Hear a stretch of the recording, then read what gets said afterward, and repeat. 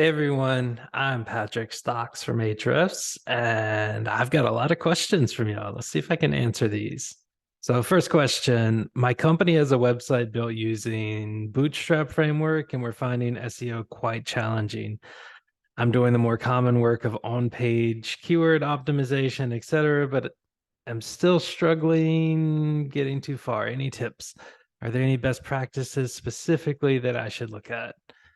Well, Bootstrap's just another responsive framework.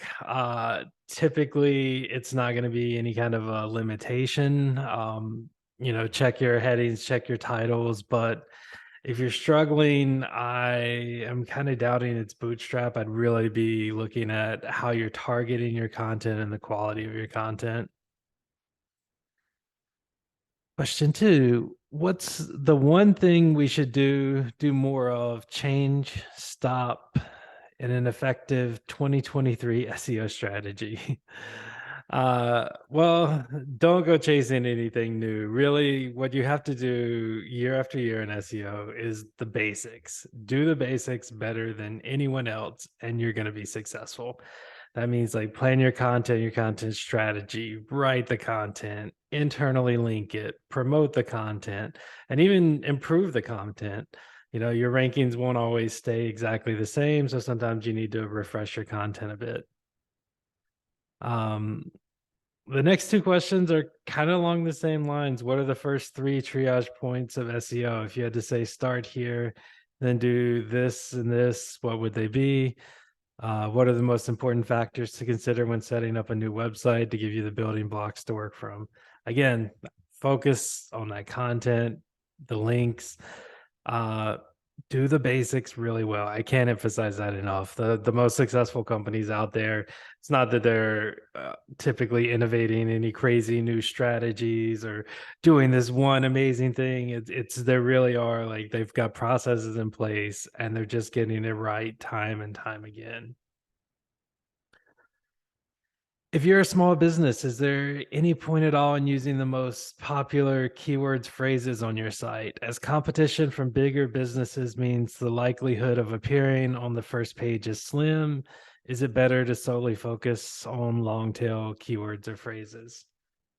This is really almost a personal choice or a balance. Yeah, you're going to have more success with the long tail in the near term, but if those short tail terms are something you want to target eventually, there's no better time to start than now. Uh, so it's really going to be up to you and kind of when you expect to see success. If you want more immediate success, yeah, long tail starting.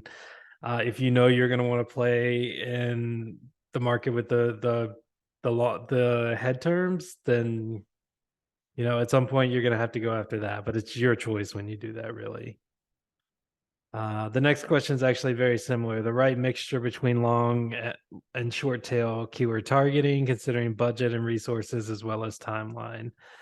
There's just not a definitive answer to this. If you have extra resources, if you know you're going to go after them eventually, then you have to decide when is best for you. There's it's going to work different with different companies. It's going to depend on how much you hit the mark right to start with versus a few iterations to get it right. There's no right answer for this one. How can you regularly measure SEO and keep track of it all? And what data is useful to track for a software as a service business? Those are going to be two different things. So, data for software as a service business, you're probably looking at revenue, account growth, leads, lifetime value, customer satisfaction. For SEO, it's going to vary wildly. It depends on who you're reporting to.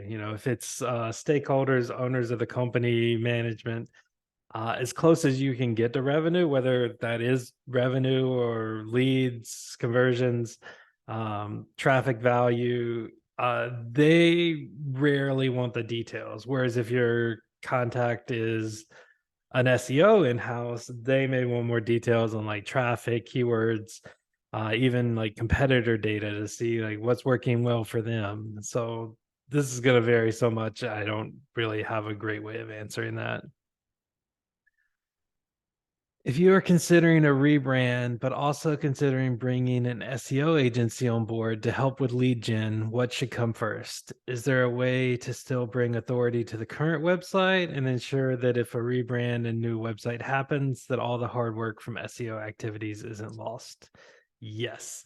301 redirects will take any of the value from the old site as far as like link signals and stuff to the new site.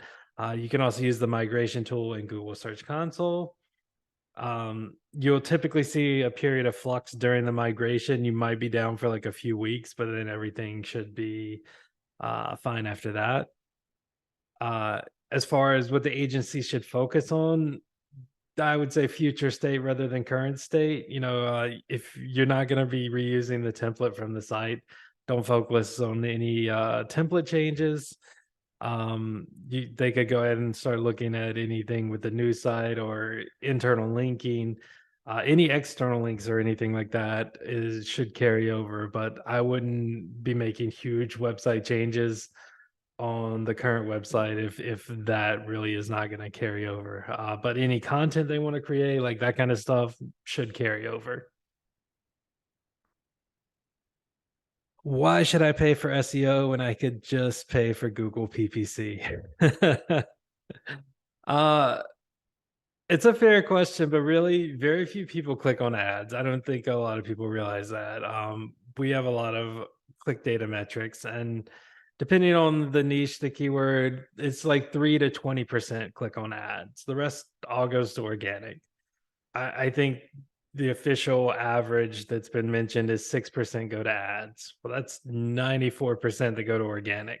That's a lot bigger opportunity that you're not having to constantly pay for. So like SEO is going to drive a lot of long-term value. If you just stop paying, you probably maintain some of that value, whereas paid is just, it's gone. You just keep paying and you're paying typically more for a lesser share of the market.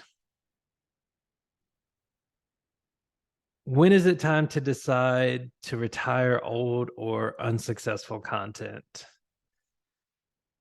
I wouldn't retire it unless it really serves no purpose. If it was unsuccessful, what's probably needed is just update it.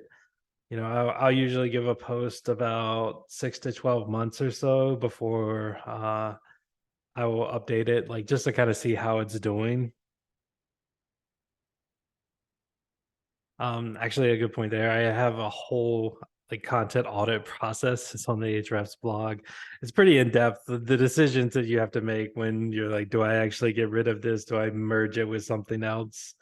Should I update it? I was trying to keep it simple here, but if you want, there's a huge like flow chart with the entire decision process. I can send that to you if you message me. What type of content works best for SEO? Short form, long form, blog content, data led content, video, photo galleries. This is another one that's it's interesting. There's no right answer. You want to rank for like what is X? Short form content works for that. Long form can rank for a lot of different things. Data led content usually pretty good for getting links. Video can be a completely different market. Some people's preference is reading, some people's preference is watching something. So all of that can work. Absolutely.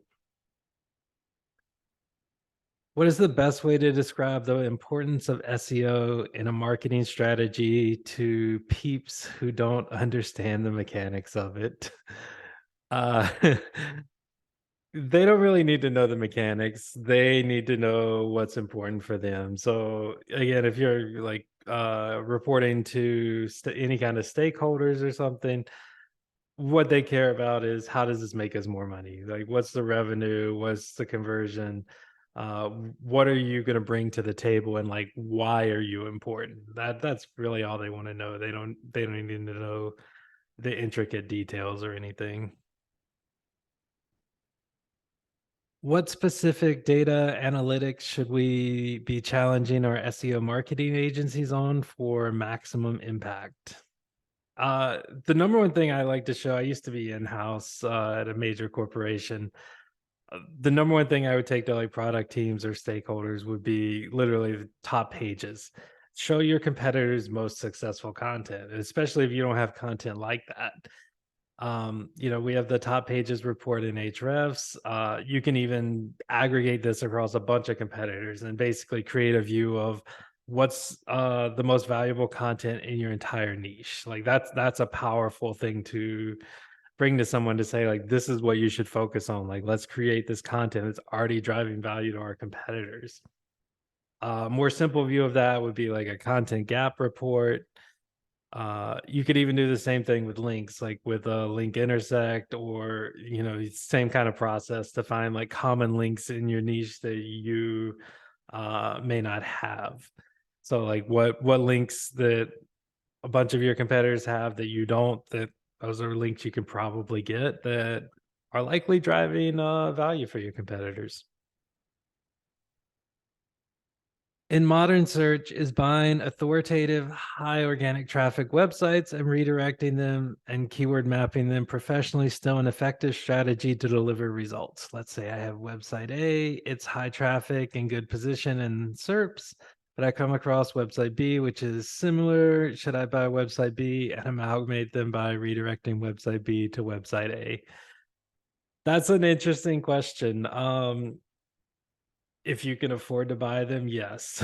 This is actually a pretty common enterprise strategy. It involves mergers and acquisitions. The easiest way to rank for something is to like buy a website or a company that already ranks for it. Sounds crazy, but like that happens all the time. Um, you also have another option. If you already have a page that ranks and now you bought another site and it's also ranking, you could just leave them both up there. I think it's not super well known, but there are a lot of niches where the top, I would say like 6, 7 of the top 10, at least in some of these niches, are all owned by the same company. So basically, they're there in the search results many times, giving them many opportunities to capture more of these leads and more revenue.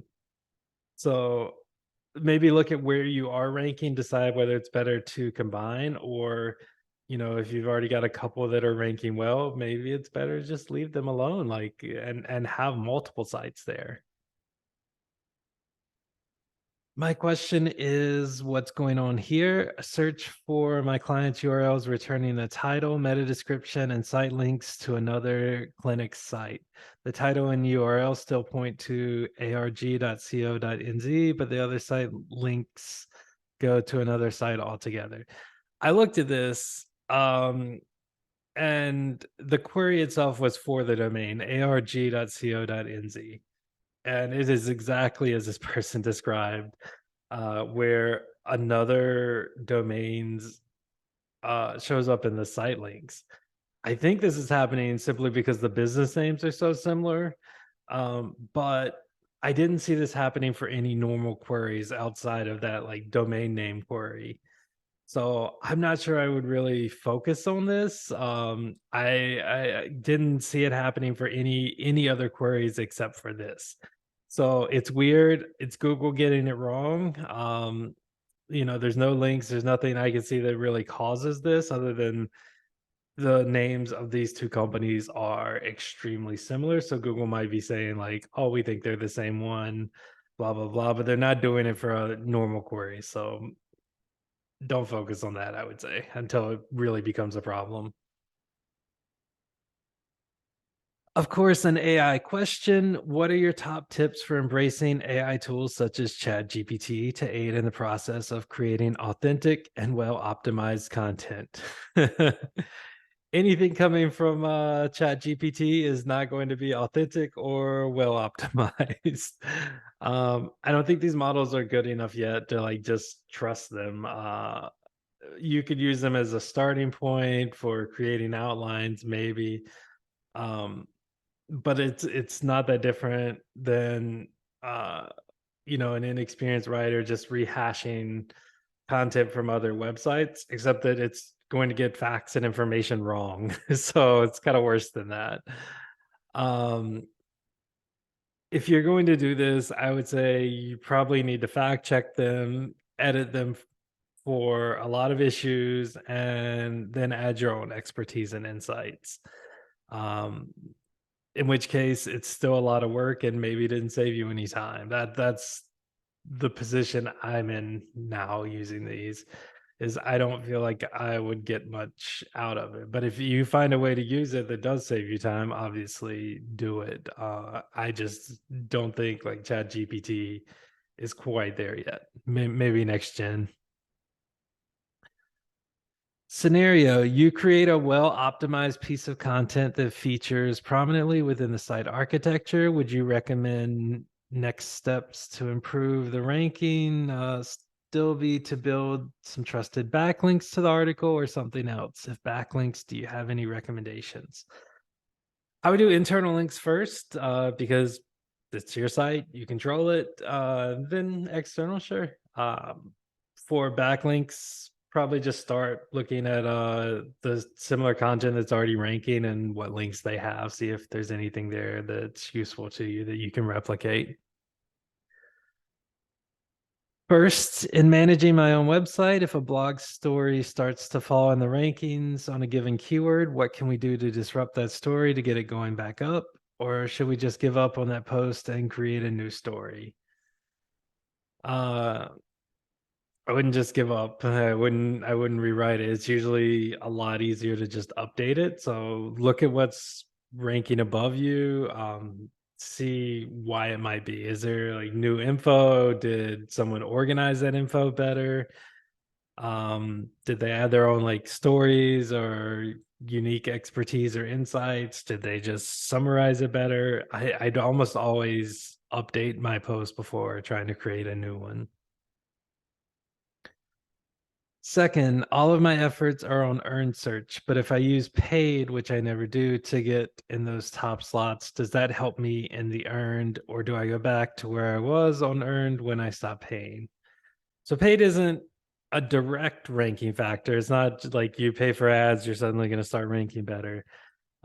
Over time, it could have some secondary impacts though, because it does help with awareness. The same as like social media, not direct, but if people see this post, let's say a journalist sees your post and includes a link in their article. Another blogger sees it, includes a link in the article. Same with paid. Um, so that extra awareness can help with extra exposure, shares, links over time. But it's not that if you just stop paying, you're going to fall back down. It's just you may not grow as much as you would if you were using those channels. And last question, organic traffic's declining. Where to start? Just look at why it's declining. What pages are dropping, what keywords are dropping. Then try and figure out like why that might be. It could have been there was an algorithm update. It could be that competitors simply like used your content and wrote something better. It could be someone created new content that's better than your current content. So just I would say if you're declining, just start looking at why that would be. What's declining and why.